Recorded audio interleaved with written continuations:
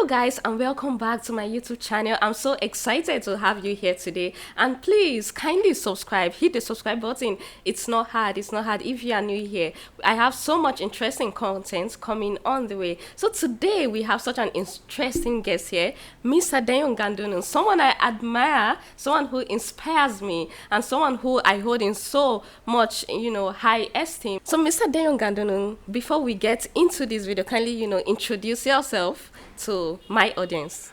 All right. I'm so excited to be here once again. Thank you for having me here. Hi, everyone. You're welcome to our YouTube channel. Yes, of course. It's ours. All right. My name is Deyon Gandonu, also known as Deyon Praise.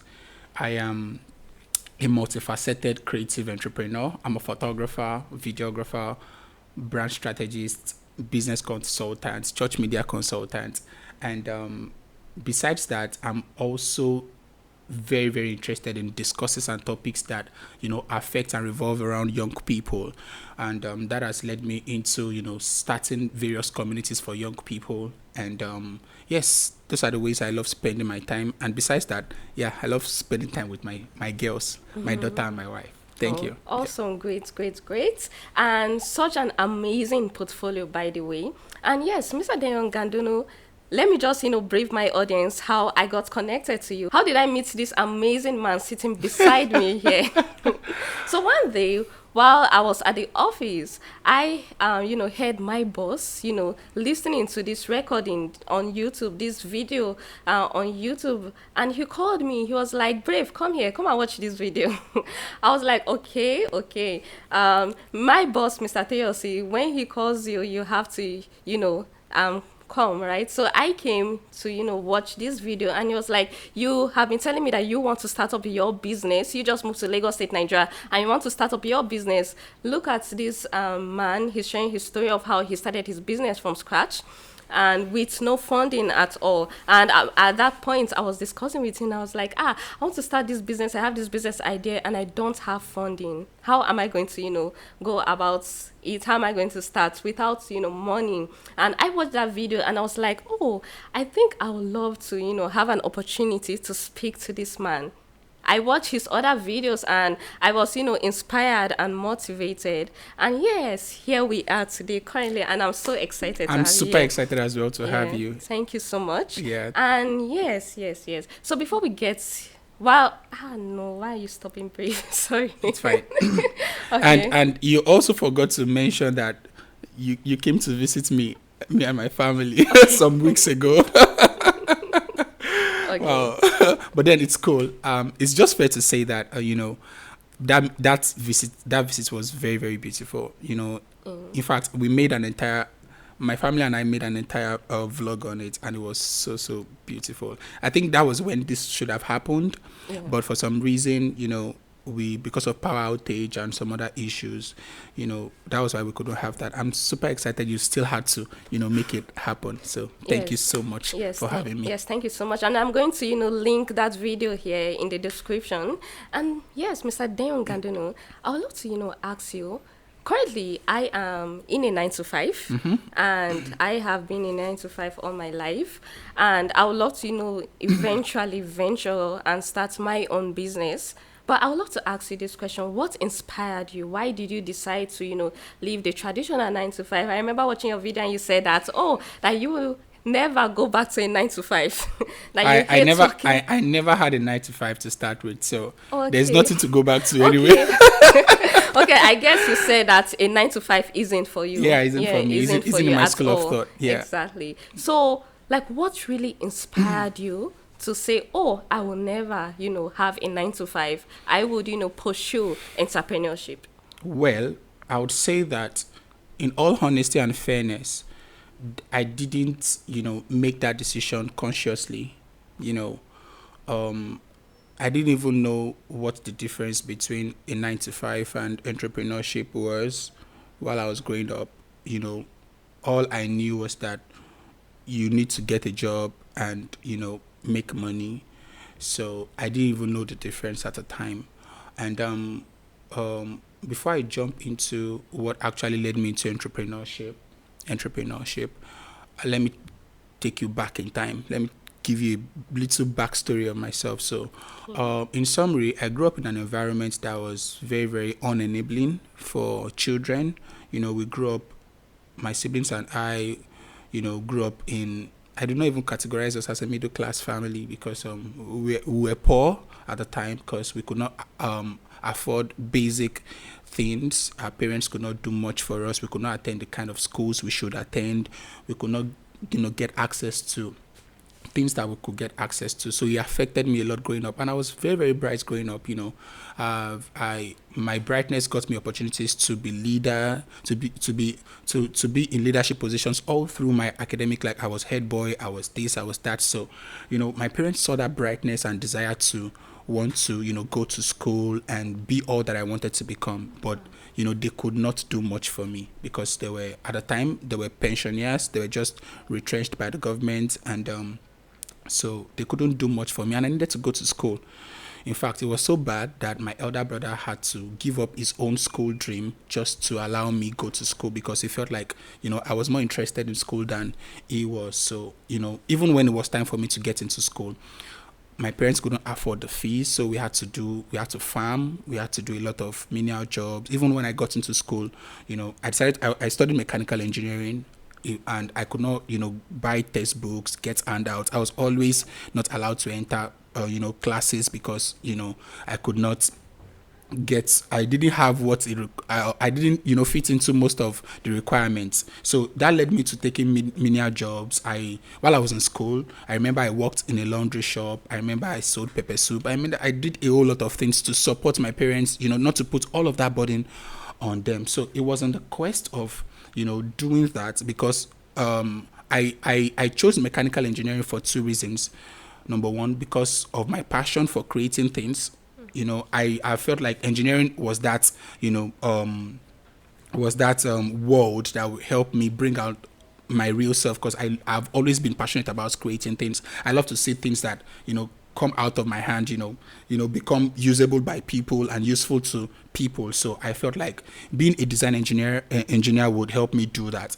And the second reason why I chose engineering was because I saw it as the fastest route out of poverty at the time, so those were the things that made me go into engineering. But when I got into school, the challenges, the needs was affecting me academically, and also I wasn't enjoying the engineering. It was different from the picture of engineering and the fantasies I've built in my head. It was so boring, and I fell out of love with engineering since my first year in school. So it was then I turned to creativity. And because I was a leader in the fellowship, I was in department that required us to, bridge the gap between life on campus and life after campus. I needed some medium to make that happen. Newsletters and many things needed to come from my department, and so I was forced to turn to myself to see how I could make those things happen. So that was when I turned to my phone and started creating things, graphics, videos, photographs, and all of that. So it was at that point I didn't make the decision consciously. People around me saw all of these things I was doing, and it was good. It was people that spoke to me and said, "Bro, Deyon," that's what they call me in fellowship at the time, that if you do this, you'll be successful. Then it was then I made a major decision and pivoted to media and creativity during my internship year instead of interning in an engineering firm, and that was how everything started for me. So that was where the fire was ignited. And to be very, very honest, even at that time I was not thinking about money. I was just so interested in creating things that people could use, and that the things I created in fellowship could bless lives, could increase our population in the fellowship, could make ministries outside our fellowship would turn to our fellowship to say, "Oh, who is doing that thing? Can you come and do it for us?" And so that was bringing me fulfillment and so much joy. So that was when I felt like, I think this is what I want to do. Then it was I decided to develop myself better, got gadgets, got the needed skills, kept developing myself, and the money started coming. So that was it for me. Wow, that's so great. So great to know, by the way. I love the fact that you didn't just, sit down and waited for, waited for your family to take care of you. You took charge of your own life by and you were by responsible. God's enabling hands anyway. Exactly. Thanks to God. Yeah. Yes. So I wanted to ask, when you started your business, what were the major challenges for you? Watched in your previous videos you made mention of funding. What other challenges that you really encountered when Well, starting your business? well, funding is the problem. Was the only problem I had, because I had a skill. I opted in for internship in a media house, like I said before, instead of doing it in an engineering firm, because I felt like that was the only opportunity I had to develop all those mobile skills I had, and that I was already experimenting with on my phone. So I had a skill, I had an attitude, I had a relationship, I had people who believed in me, who were looking forward to what I was, going to bring out of it. So the only thing that was the roadblock at the time was money, because the first thing I had to do, I needed a laptop. I didn't have a laptop at the time, and because of the good relationship I have, one of my cousins gifted me a laptop, which was a broken screen laptop actually. Very, very broken screen. I would usually use a small segment of the screen to do the things I would do.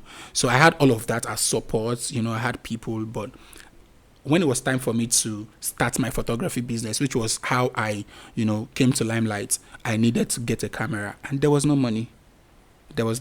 And how I was able to solve that, was because I've always had that trait in me since I was born, to not depend on people. Besides, how could I depend on people when I grew up from that kind of environment I grew up from? There was nobody to depend on. Sometimes I would when I come back from school, I had friends who their parents were bricklayers, or builders, to modernize it.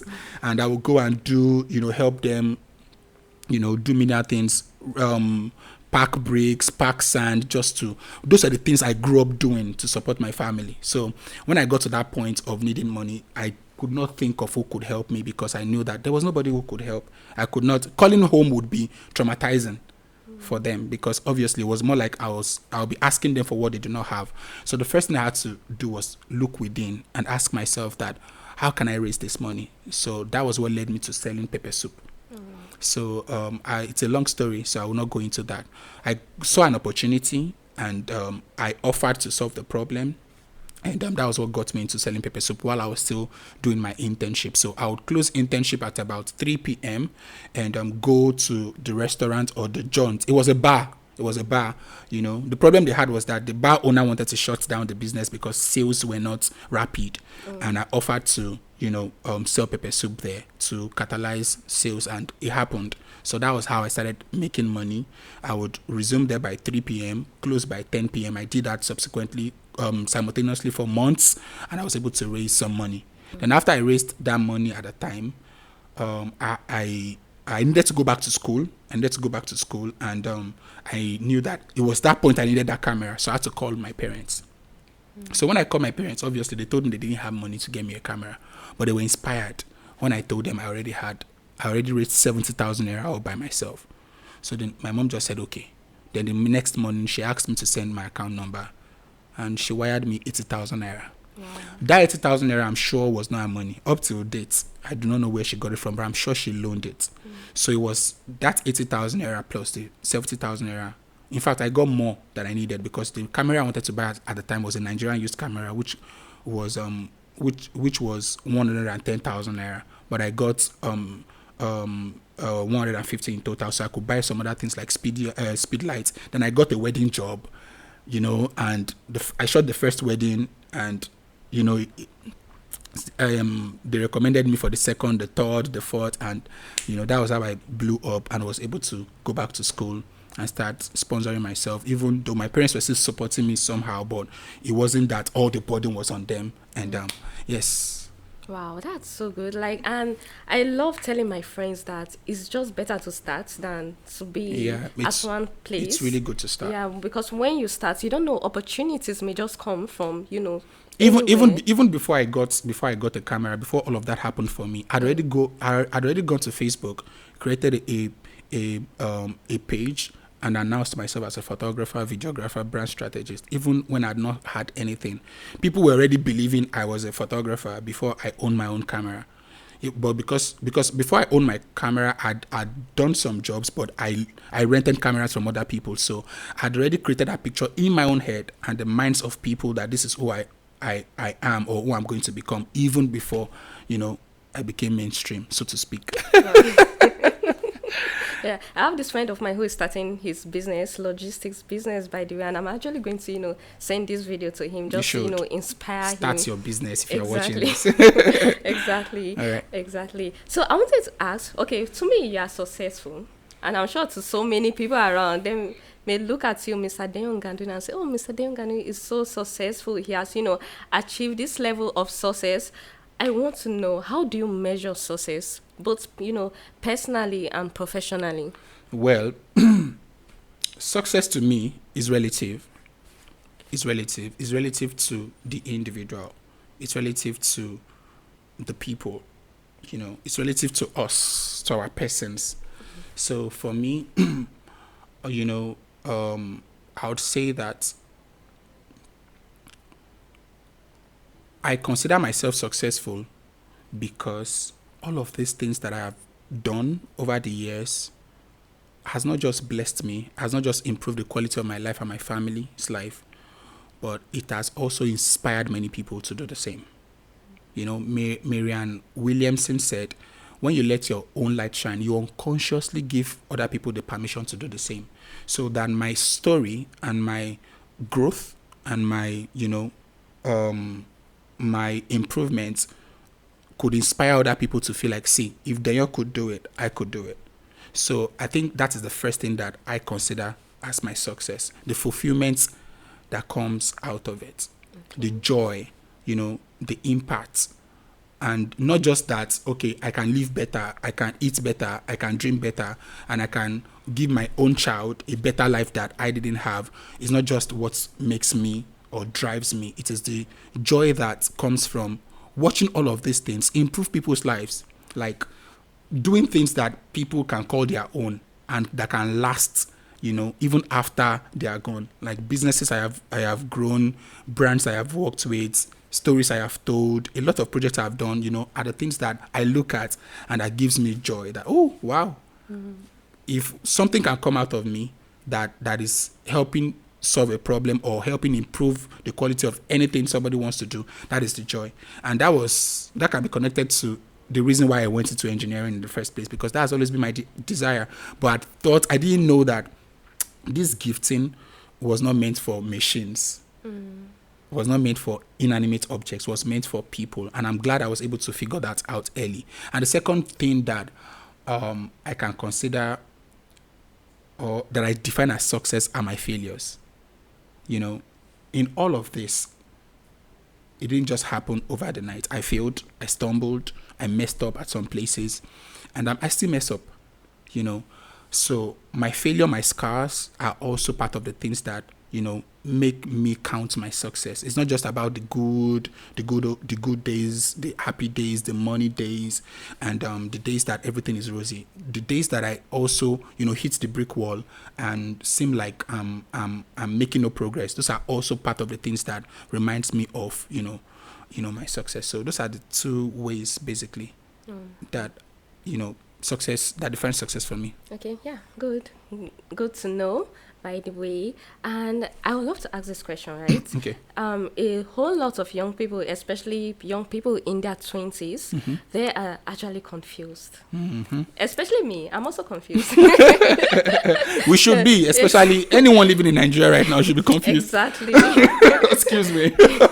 Yeah, everyone is confused. I'm sure not just people in their 20s, but I am in my 20s and I have so many friends. A lot of my friends, we have conversations here every single week, and sometimes we are confused about our life. Like, what should we do next? How should we, discover our purpose? What should we do next with our life? And that fear of, approaching your 30s, like, a lot of people in their 20s are, confused, and they are filled with so much fear, wondering like what to do with their life, which step to take next, and which choices should I make, how should I go about a particular and a certain decision. What advice do you have for people in their 20s? I'll summarize it all into into my own personal mantra. Okay. All right.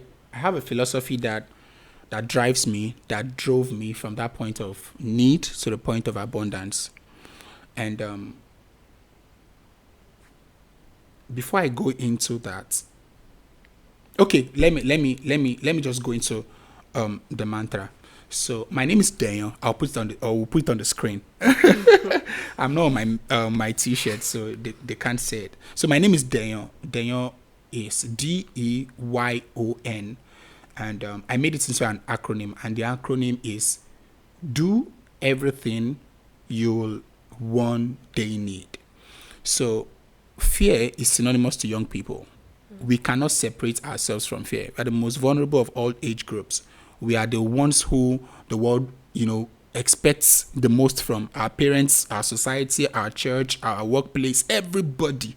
Even before you start setting expectations for yourself, people already have expectations for you. Even since you were born, people already start setting, goals for you and things that you should live up to. And sometimes, if we do not slow down and calm down and, and relax, we'll be caught up in the rat race of trying to prove somebody right or prove somebody wrong, which is not the best way to live life.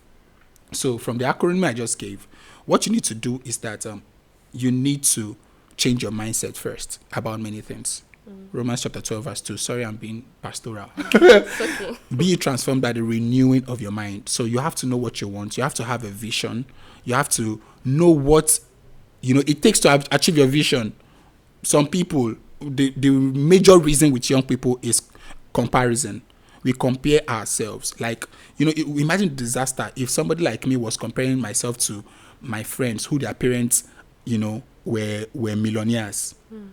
I would still be somewhere beating myself up, clamoring, gnashing, and asking God questions that, He has already provided answers to. So many times we compare ourselves to our peers. We compare our story with our peers. We don't focus on our own design and our own uniqueness, our own USPs. In advertising, we call it USPs. Your unique selling points. Okay, so you have to focus on yourself. You have to know what you want. You have to know your story. You have to know where you are coming from. You have to know what your pros and cons are. You have to know what your advantages and disadvantages are. You have to know what your what is that spiritual word? You have to know what your Holy Spirit. Sure.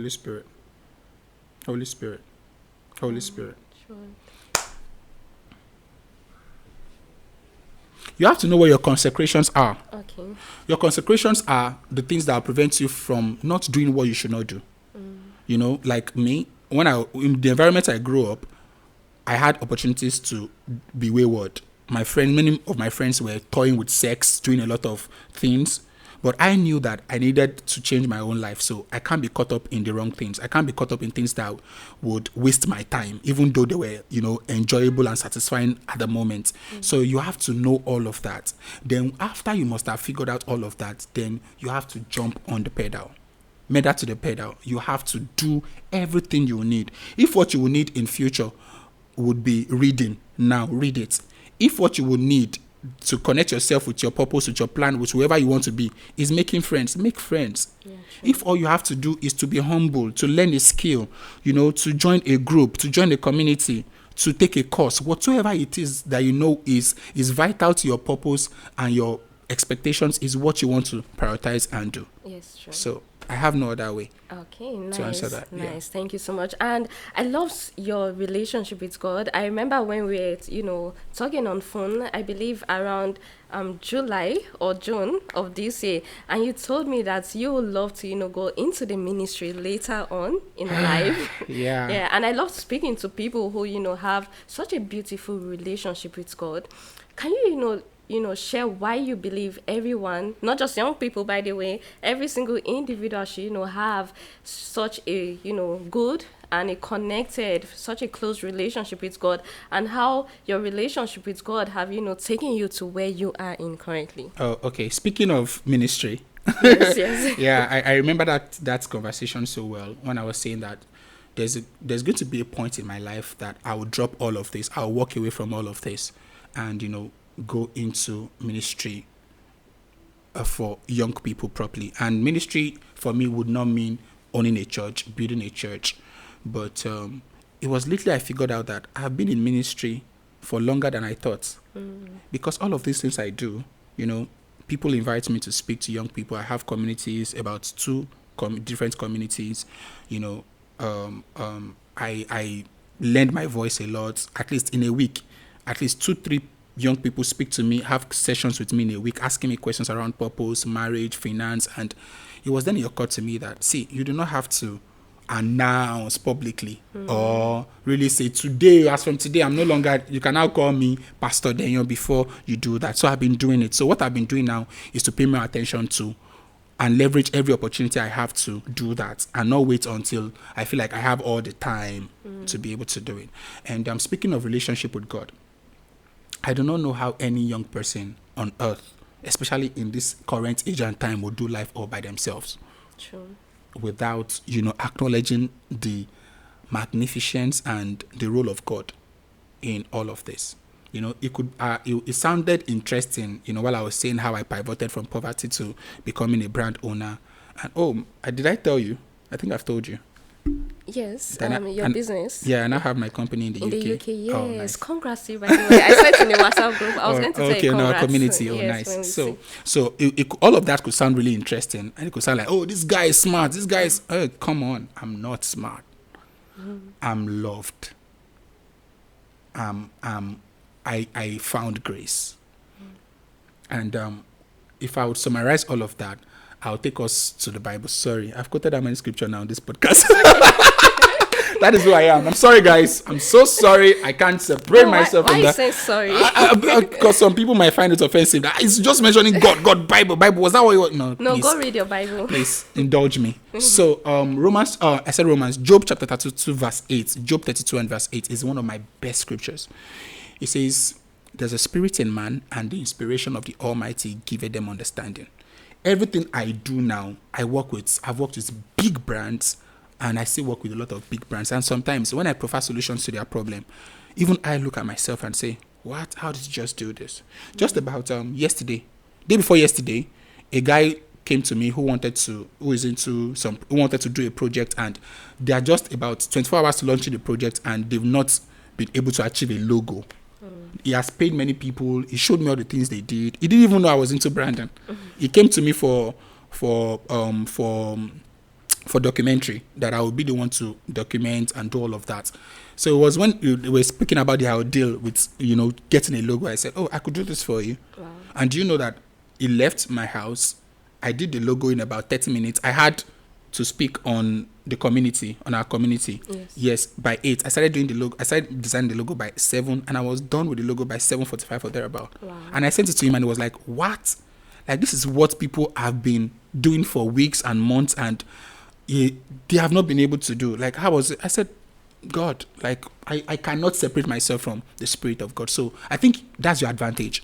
And the earlier you realize that, the better for you. Yeah. God has given us everything we need. It's just waiting for us to tap into it. And we cannot do that if we do not have a relationship with Him. If you must move fast in life, if you must do better in life, if you must enjoy your life, if you must find fulfillment in life, because the truth is that you can find fulfillment out of God's will. You can be successful out of God's will. You can be rich out of God's will. You can be rich overnight if you want to. You know what to do, right? Just go to one of our brothers. They'll teach you how to, Of course. So you can marry out of God's will. Oh, You true. can do anything. You can rise. You can climb the political influence ladder out of God's will. You can achieve anything you want in life out of God's will. But what is the essence? If you achieve as much, and the Bible says, and you lose your own soul. Losing your own soul is that you don't find fulfillment in it. Is that Penny? You don't find fulfillment in it. You're just doing it, and nobody can benefit from it. Nobody can be inspired by it. Most of those are our friends who are into fraud. They cannot come out openly and say, oh, this is what I'm doing. True. Even if they're inspiring people on the low who are going to them like, oh, but it's not something you can be proud of. You can be boastful about. So please, God is the cheat. Yes. Yes. I always tell this particular friend of mine that there's no genuine success outside of God's will for your life. Like there's no such thing as beautiful as having such a sweet and a personal relationship with God. So if you're watching this video, I'm not trying to be churchy, well, just make sure they are used to it. They are used to it by just now. make sure you have a personal relationship with God. Please It will do. help Please you do. in the long run. It's your advantage. Yeah, It's your advantage. And you will not regret you did. Of course, Trust of me. course. Yeah, so in Nigeria currently, the Nigerian economy, the way it is currently. Do you want to go there? You should never go there. Yeah. Come on. So many stories are, We just flying celebrated all around. independence, Yes, a few days ago, independence. and it didn't even seem like something happened. Yeah, I remember 64 those years. days when we were still kids. There will be flags. You will literally pick up Nigerian flags on the floor because excitement, jubilation. But this past independence celebration is the worst we've ever experienced, and we all know why. Yeah, we know why. So in those days, there used to be so much celebration along the streets. But right now, it was just so quiet in Nigeria. Along my streets, it was so quiet. Everybody, in short, most people were even indoors. I was even wishing my neighbors a happy independence. They're like, oh, today na independence. And the current goal of most Nigerians right now is to japa. Leave yeah. Nigeria. Yeah. So, like, really, if you have the opportunity, or like, are you planning to leave Nigeria? If that opportunity just comes, if you go through social media, especially on Twitter, everybody has been saying, "Oh, I think I'm going to leave Nigeria like this, so I'm planning to leave Nigeria." I was talking to my friend the other day, like 2 weeks ago, and he was telling me that right now he's planning to leave Nigeria, but I don't, look down on people who say they want to leave Nigeria. I'm not going to try to discourage that's you. a smart way because to, I understand to how the economy is right now. Of course. Besides the economy, the economy is not the only thing that is inspiring people to travel out of the country. There are many things you can do outside Nigeria that Nigeria cannot do for you. If you are big on self-development, if you are big on career, if you are big on,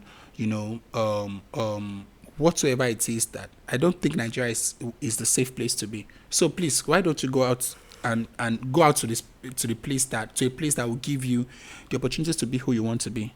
So it's not just because of the economy. Before the economy became this worse, people had been traveling out. True. So it's not a total blame on the economy, but the economy is playing a big role in it right now because it's causing that paradigm shift and forcing people who even have the capacity to be big here, to just take it all off. Exactly. So, because everybody, the insecurity is so high now, and so. Yeah, true. And please, if you have an opportunity to leave Nigeria, don't just leave Nigeria like that and forget about Nigeria. When you leave, remember home. Nigeria is your home. Yeah, it's your home. Nigeria is your no home. place like home. Exactly. And you cannot say that freely or confidently again on the streets of Nigeria. Exactly. Because I have many Nigerian friends that UK has become a home, Canada has become their home. So now is that we now have a mobile home now. So any place is home. So please, there are places like home, my sister. Exactly, yeah. Right. Home is where the love is, and home is where you can, unleash your potential. So everywhere is home. So if you have an opportunity to leave Nigeria, Mr. Deyon, will you pack your bags and run out of Nigeria forever? Well, speaking about opportunities, I've had many opportunities Okay. to leave Nigeria. I've had a ton of them. In fact, I can even create opportunities for myself to leave the country. But I've not left yet. I'm not saying I will not leave. Okay. I've not left yet because I feel like it's not time to leave yet. You know, for someone like me, I will not find fulfillment leaving Nigeria and go and sit down in one country and be forming I am good. Because my purpose, touches Nigeria more than any part of the world on the surface of the earth. The people that God has called me to are in Nigeria. I know they are all over the world, but I'm starting from my own, local settlement. So, I have plans, but it's not, I'm not under pressure. And the reason why I would eventually leave this country cannot be far-fetched. It's just because of the desire to keep improving myself. I also want to, learn from the first and second world countries. I also want to expand my business. I also want to do what the big fishes in my industry are doing. I want to expand my horizon. I don't want to be a local champion. I want to learn. I want to unlearn, and I want to keep relearning. So that is the only reason, for self-development purposes. And it's not going to be a permanent thing. I won't just, pack all my bags and baggages and run away. I'll still shuffle between wherever I decide to go, or any part of the world I decide to go. I'll always still shuffle between there and Nigeria, because why am I going out in the first place? I'm going out to develop myself so I can bring that value home. And especially for somebody like me who is now doing a lot around young people, building communities, helping young people, I do not want to be caught, unfresh. I don't want to be caught unprepared. So I want to continually put myself in the positions that would, keep inspiring me and keep challenging me to see that as much as I might be doing here, I can do more. Yes. There are people doing better. There are people doing more. So that's the only thing. And when that time comes, it will happen. Yeah.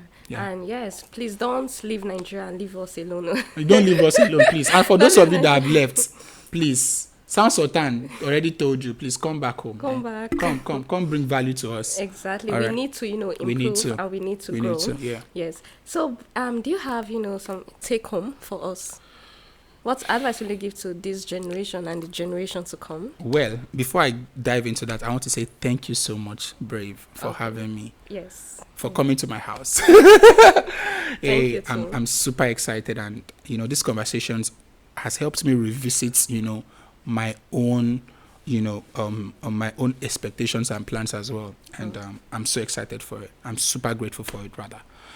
Well, friends, if I would say anything, I would say the best time to start whatever it is that God has created you or called you or made you to do, first for yourself, for your family, for your friends, for your community, for your church, for your school, for your mosque, for your environment, for wherever you find yourself.